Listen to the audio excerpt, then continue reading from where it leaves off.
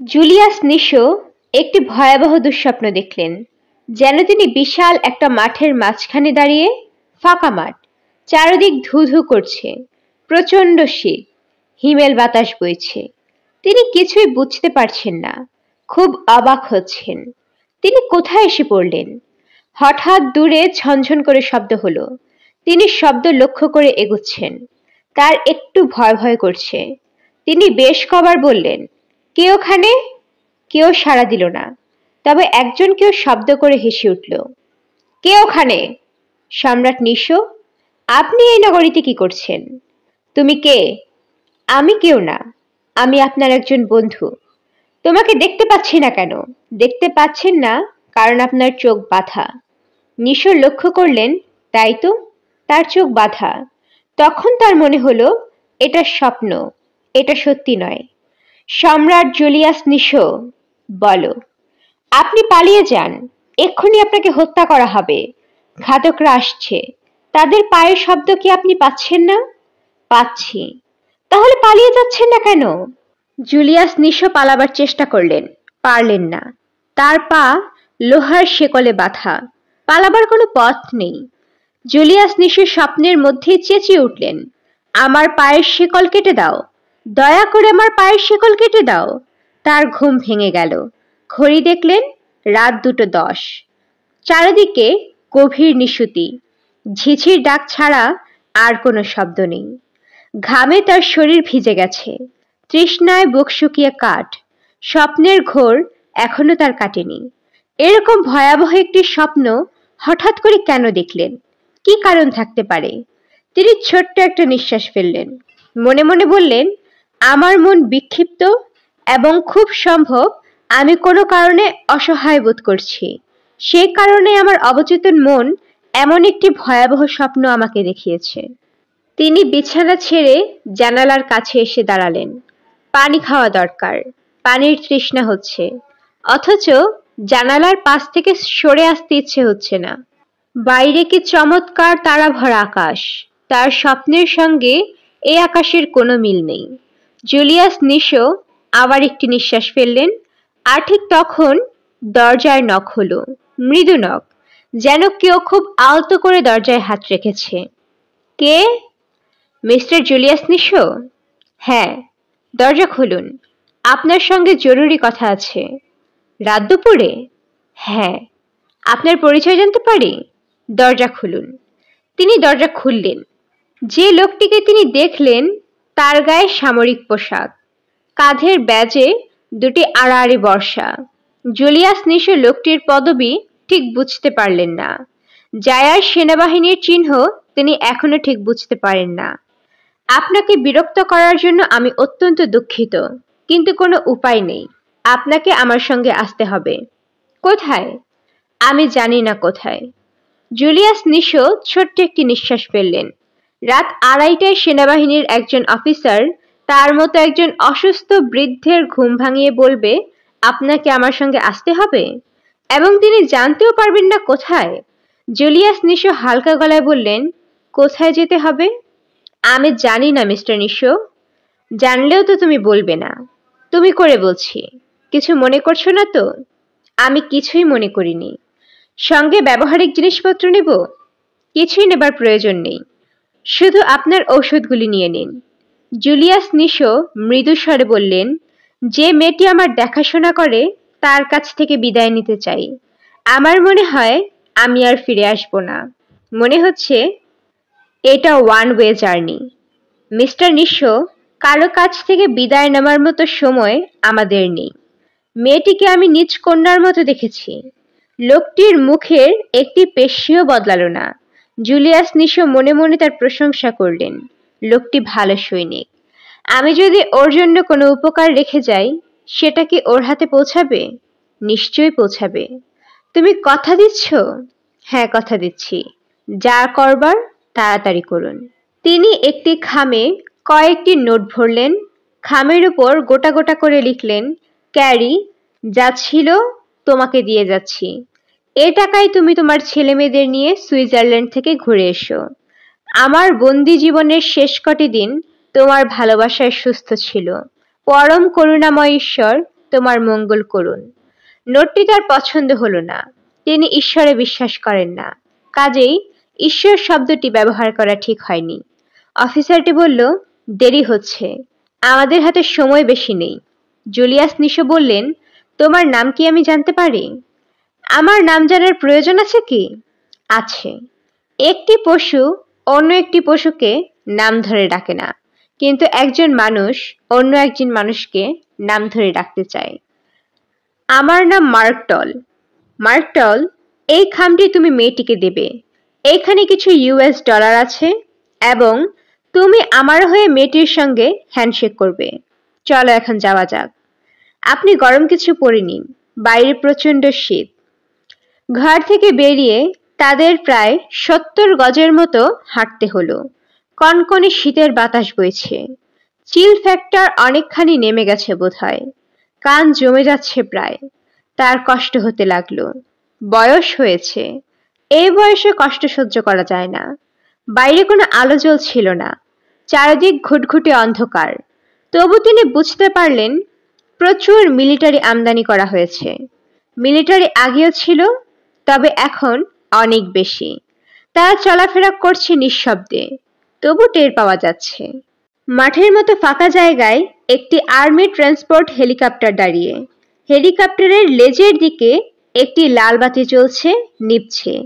একচক্ষু দৈত্যের মতো লাগছে হেলিকপ্টারটিকে। নিশো হেলিকপ্টারটির কাছে এসে দাঁড়াতেই তার প্রপেলার ঘুরতে শুরু করলো। নিশো অবাক হয়ে লক্ষ্য করলেন, এই মাঠটিকেই তিনি স্বপ্নে দেখেছিলেন। অবশ্যই স্বপ্নের মাঠ আরো বিশাল ছিল এবং এরকম অন্ধকার ছিল না। চাপা এক ধরনের আলো ছিল, যা শুধু স্বপ্ন দৃশ্যেই দেখা যায়। মার্কটল হাত ধরে জুলিয়াস নিশোকে উঠতে সাহায্য করলো।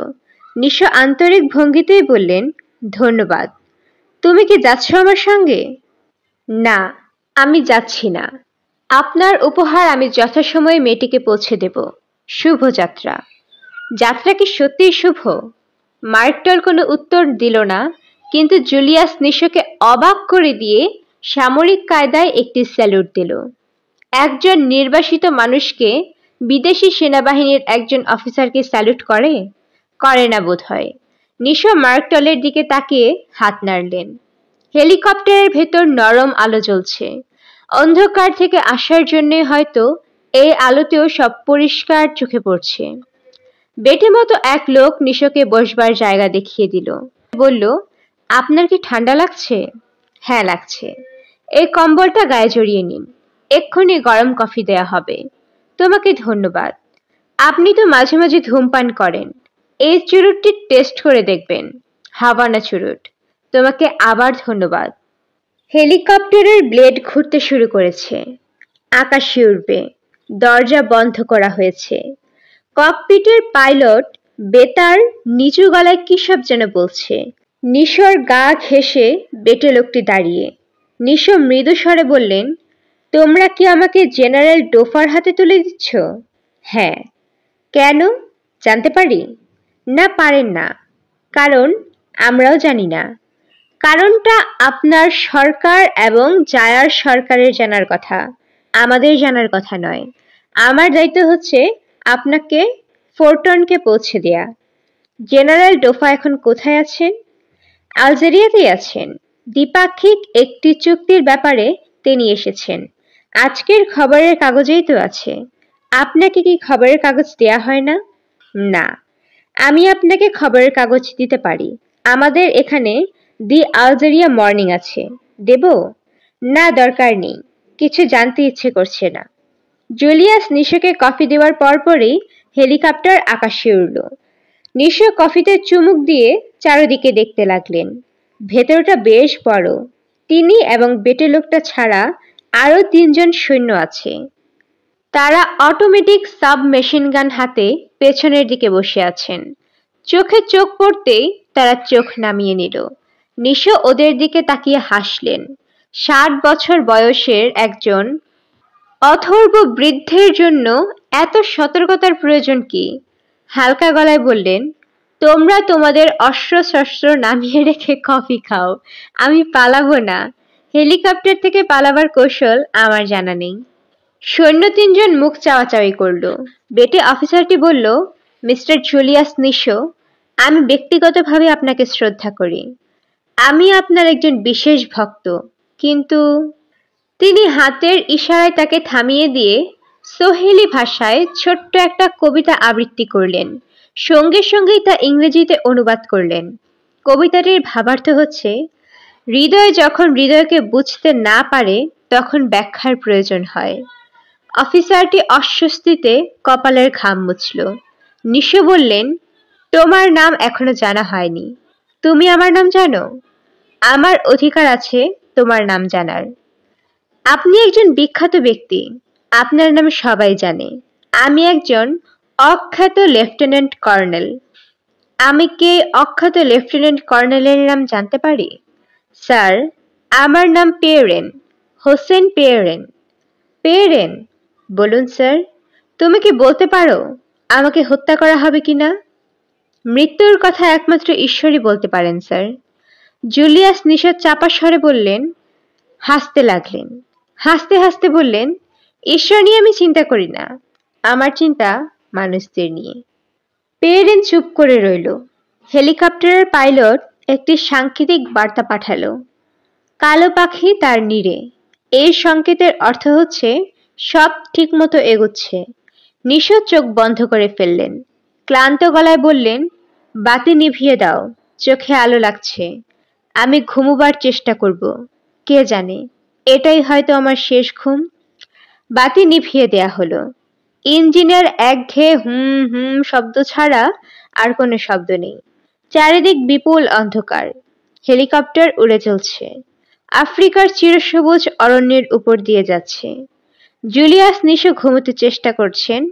কালো সোহেলি আফ্রিকানদের নেতা, প্রবাদ পুরুষ জুলিয়াস নিশো, মুকুটহীন সম্রাট। কিছু কিছু অত্যন্ত বুদ্ধিমান মানুষ আছে যাদের বোকার মতো দেখায়। জেনারেল ডোফা সেরকম এক মানুষ। বিশাল বপু বৃষ স্কন্ধ ব্যক্তি। সামনের পাটির দাঁত অনেকখানি বের হয়ে আছে। মুখে দাড়ি গোঁফের চিহ্নও নেই। নিচের ঠোঁট ঘেঁষে একটি গভীর ক্ষতচিহ্ন নেমে গেছে, যার জন্যে জেনারেল ডোফার মুখ সবসময় হাসি হাসি মনে হয়। এই লোকটির কাজকর্ম ঘড়ি ধরা। রাত 10:30টায় ঘুমোতে যান, ভোর 5টার মধ্যে জেগে ওঠেন, 6টা না বাজা পর্যন্ত জগিং করেন। এই 1 ঘন্টা 10 মিনিট 15 মাইল রাস্তা দৌড়ানোর পর প্রাতকালীন রান সারেন। সে একটি দর্শনীয় ব্যাপার। ঘোড়া যেভাবে দলাই মলাই করা হয়, সেভাবে দুজন মানুষ তাকে দলাই মলাই করতে থাকে। এর ফাঁকে ফাঁকে বরফ শীতল জল বালতি বালতি তার মাথায় ঢালা হয়। রানের বিশাল পর্বটি সমাধা হয় চেয়ারে বসে। বাথটাব, হট শাওয়ার বা স্টিম বাথ জাতীয় আধুনিক রানের প্রক্রিয়া এই আফ্রিকান জেনারেলকে মোটেও আকর্ষণ করতে পারেনি। আজ তার রুটিনের ব্যতিক্রম হয়েছে। তিনি সারা রাত এক ফোঁটাও ঘুমোননি। একটি বিশেষ খবরের জন্য অপেক্ষা করছিলেন। ভোর 5টা 27 মিনিটে তার এডিসি এসে জানালো, জায়ার হেলিকপ্টার নির্বিঘ্নে ফোর্টনকে অবতরণ করেছে এবং পূর্ব পরিকল্পনা মতো জুলিয়াস নিশোর পরিচয় গোপন আছে। ফোর্টের 2 জন মাত্র ব্যক্তি এই পরিচয় জানেন। একজন ফোর্টের অধিনায়ক ব্রিগেডিয়ার লুম, অন্যজন কারাধ্যক্ষ মাওয়া। জেনারেল ডোফা শীতল স্বরে বললেন, অন্য কেউ জুলিয়াস নিশোর মৃত্যুর সংবাদ জানে না। এই সম্পর্কে তুমি কত ভাগ নিশ্চিত? 100 ভাগ স্যার। জুলিয়াস নিশোকে ছাড়া শুধুমাত্র 2 জনই এই খবর জানে। জুলিয়াস নিশোকে তার সেলে নেওয়া হয়েছে। সেই সেলের আশেপাশে কারাধ্যক্ষ মাওয়া ছাড়া এখন আর কেউ যেতে পারবে না, এই মর্মে নির্দেশ জারি করা হয়েছে। সেলটি পাহারা দিচ্ছে কারা? আপনার নির্দেশ মতো ব্যবস্থা করা হয়েছে। প্রেসিডেন্টের সিকিউরিটি রেজিমেন্টের উপর বন্দির নিরাপত্তার ভার দেয়া হয়েছে। জেনারেল ডোফা উদ্বিগ্ন স্বরে বললেন, কৌতূহলী সৈন্যেরা বন্দির পরিচয় জানতে আগ্রহী হবে, হবে না? হয়তো হবে, কিন্তু স্যার, প্রেসিডেন্টের সিকিউরিটি রেজিমেন্টের জওয়ানদের তুলনায় কৌতূহল কম থাকে। তা ঠিক, জুলিয়াস নিশোর শরীর কেমন? একটু দুর্বল, কিন্তু শরীর ভালোই আছে। তার খাওয়া দাওয়া, ওষুধপত্র এ সমস্ত ব্যাপারগুলির প্রতি বিশেষ লক্ষ্য রাখার ব্যবস্থা নেওয়া হয়েছে তো? হয়েছে। আপনার নির্দেশের কথা আমি মাওয়াকে বলেছি। ভালো, কফি দিতে বলো। ডোফা পরপর 2 কাপ কফি খেলেন। জায়ার পররাষ্ট্র দপ্তরের সচিবকে ডেকে পাঠালেন। 3টি ছোট ছোট চিঠি লিখলেন। জায়ারে অবস্থিত ব্রিটিশ রাষ্ট্রদূতের সঙ্গে তার একটি জরুরি সাক্ষাৎকারের ব্যবস্থা করবার নির্দেশ দিলেন। খানিকক্ষণ নীরবে ধূমপান করবার পর এডিসিকে আবার ডেকে পাঠালেন। তুমি নিশ্চয়ই জানো, আজ বেলা 10টায় জায়ার বেতার থেকে জুলিয়াস নিশোর মৃত্যু সংবাদ প্রচার করা হবে। জানি স্যার, কিন্তু আজ 10টায় প্রচার করা হবে সেটা জানতাম না। 11টায় মোরান্ডা বেতার থেকে এই সংবাদ প্রচার করা হবে। সেখানেই বলা হবে, এই বর্ষিয়ান রাজনীতিবিদ ও দার্শনিকের মৃত্যুতে আমি জেনারেল ডোফা 3 দিন ব্যাপী রাষ্ট্রীয় শোক ঘোষণা করেছি। এডিসি কিছু বলল না, তার মুখ ভাবলেশহীন। ডোফা বললেন, বেলা 12টায় একটি হেলিকপ্টার জুলিয়াস নিশোর শবাধার নিয়ে মোরান্ডায় পৌঁছাবে এবং রাষ্ট্রীয় মর্যাদায় তার অন্ত্যেষ্টিক্রিয়া সম্পন্ন করা হবে। সেই শবাধারে কোনো শব থাকবে না? নিশ্চয়ই থাকবে, তবে তা জুলিয়াস নিশোর নয়। সেই শবাধারের ঢাকনা খোলা হবে না। কাজেই কার শব সেটা নিয়ে কারোর মাথা ব্যথা হবার কথা না। তুমি কি কিছু বলতে চাও? না। তোমার মুখ দেখে মনে হচ্ছে কিছু বলতে চাও, বলে ফেলো। স্যার, এতটা ঝামেলা করার তো কোনো দরকার ছিল না। সরাসরি জুলিয়াস নিশোর মৃতদেহ নিয়ে গেলেই হতো। না, হতো না। জুলিয়াস নিশো কোনো সামান্য ব্যক্তি নন। তার মৃত্যুতে পৃথিবী জুড়ে একটা হইচই হবার কথা। তাতে আমার কিছু যায় আসে না। কিন্তু আমি যেটা ভয় পাচ্ছি সেটা হচ্ছে মৃত্যুর সংবাদ প্রচারিত হবার সঙ্গে সঙ্গে খোদ মোরান্ডাতে একটা গৃহ বিপ্লব শুরু হতে পারে। যদি শুরু হয়, তাহলে কি আপনি দ্বিতীয়বার এটি ঘোষণা করবেন যে জুলিয়াস নিশো বেঁচে আছেন? হ্যাঁ, দেব। কারণ সত্যি সত্যি গৃহযুদ্ধ শুরু হলে একমাত্র নিশোই তা থামাতে পারবে। তার মানে কি এই যে নিশোর মৃত্যুদণ্ড দিতে আপনি ভয় পাচ্ছেন? হ্যাঁ, পাচ্ছি। জেনারেল ডোফা এই পৃথিবীতে 2টি মানুষকে ভয় পায়। প্রথম জনের নাম জুলিয়ান নিশো। দ্বিতীয় জনকে? দ্বিতীয় জনের নাম তোমার না জানলেও চলবে। আমি আবার কফি খাবো, তুমি কফি দিতে বলো। 6:30 বাজে আপনার ব্রেকফাস্ট দেয়া হয়েছে। তোমাকে কফির ব্যবস্থা করতে বলা হয়েছে, সেটা করো। আমি কোনো কথাই দ্বিতীয়বার বলা পছন্দ করি না। ফোর্টনোকের যে সেলটিতে জুলিয়াস নিশোকে রাখা হয়েছে তার একটি বিশেষ নাম আছে, না ফেরা ঘর। এই ঘর থেকে কেউ কখনো ফেরে না। মোরান্ডার খ্যাত অখ্যাত বহু মানুষ এই ঘরে ঢুকেছেন, কেউ বেরোতে পারেননি। জুলিয়াস নিশোর ব্যাপারে একটি ব্যতিক্রম আছে। তিনি 10 বছর আগে একবার ঢুকেছিলেন। 5ম দিনে গৃহযুদ্ধ বেঁধে গেল। 7ম দিনে জুলিয়াস নিশোকে ঘর থেকে বের করে আনতে হলো গৃহযুদ্ধ থামাবার জন্য। এর মধ্যেই মাও উপজাতির 1/5 ধ্বংস হয়ে গেছে। এরা অত্যন্ত সাহসী মানুষ। মোরান্ডার সেনাবাহিনীর উপর তারা বড় রকমের আঘাত করেই মারা গেল। সে সময় মাও উপজাতিদের মধ্যে বিদ্যুতের মতো যে কথাটি ছড়িয়েছিল তা হচ্ছে, নিশোর মধ্যে একটি প্রাণ দিন, তিনি আবার তা ফিরিয়ে দেবেন। 10 বছর অনেক দীর্ঘ সময়। এই সময়ে অনেক কিছুই বদলে যায়। নিশোও বদলেছেন। সে সময় তার মাথা ভর্তি চুল ছিল, চোখের দৃষ্টি ছিল তীক্ষ্ণ। এখন মাথায় একগাছিও চুল নেই। ভারী চশমা ছাড়া 10 হাত দূরের মানুষটিকেও চিনতে পারেন না। কিছু কিছু জিনিস আছে যা সময়ের সঙ্গে বদলায় না, যেমন স্বভাব। নিশো ঠিক আগের বারের মতো হাসি মুখে বললেন, সুপ্রভাত, সুপ্রভাত। কারাধ্যক্ষ মাওয়া শুকনো মুখে তাকালেন। তোমার নাম খুব সম্ভব মাওয়া, ঠিক না? মাওয়া মাথা নাড়ল। এত বিমর্ষ হয়ে আছো কেন? 10 বছর আগে তোমার সঙ্গে পরিচয় হয়েছিল। পুরনো পরিচয়ের সূত্রে হলেও একটু হাসো। মাওয়া হাসির মতো ভঙ্গি করল। নিশো বললেন, তোমারও তো দেখে বয়স হয়ে গেছে। নিচের পাটির দাঁত পড়ে গেছে। আমার ধারণা শুধু আমার একারই বয়স হচ্ছে। হা হা হা। মামা শান্ত স্বরে বলল,